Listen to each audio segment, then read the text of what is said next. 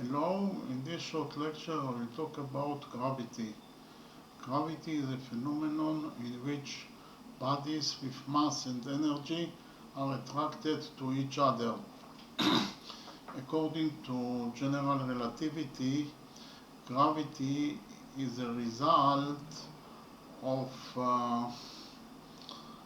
curvature of space-time. Actually, bodies with mass or energy distort the space and time. According to Newton, gravity is an attractive force between masses. The force of gravity is proportional to the product of masses of the bodies divided by square of